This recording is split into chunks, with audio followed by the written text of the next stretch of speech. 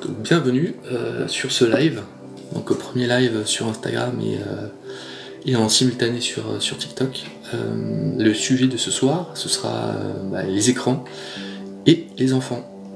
Deuxième point dont il faut parler, c'est le développement du langage, qui s'affaiblit. Plus on regarde les écrans, plus le développement du langage peut être ralenti.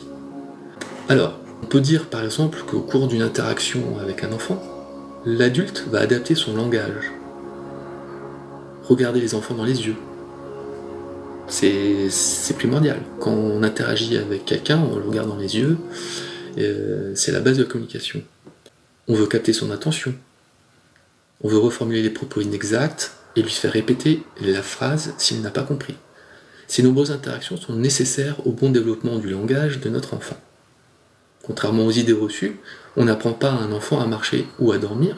Par contre, on lui apprend bien à parler. C'est en parlant avec lui qu'il finira par parler un jour.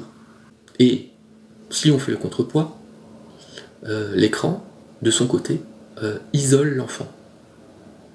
Je ne sais pas si vous êtes d'accord, mais on peut tous idéalement comprendre que lorsqu'on est devant un écran, on s'isole et on coupe toute interaction en général avec le monde qui nous entoure.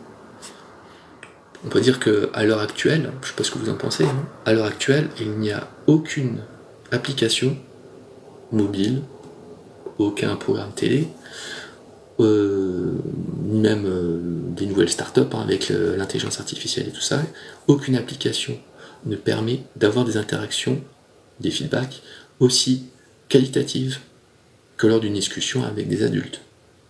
Je pense qu'on est tous d'accord. Et on peut ajouter à ça que certains chercheurs parlent même de temps volé quand l'enfant est devant l'écran, car il est pris au détriment d'autres activités.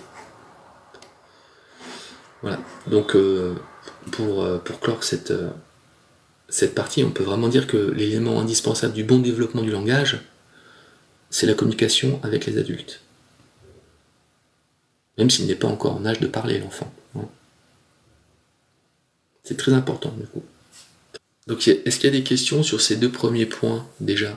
Sur la réduction du champ d'exploration, le développement du langage.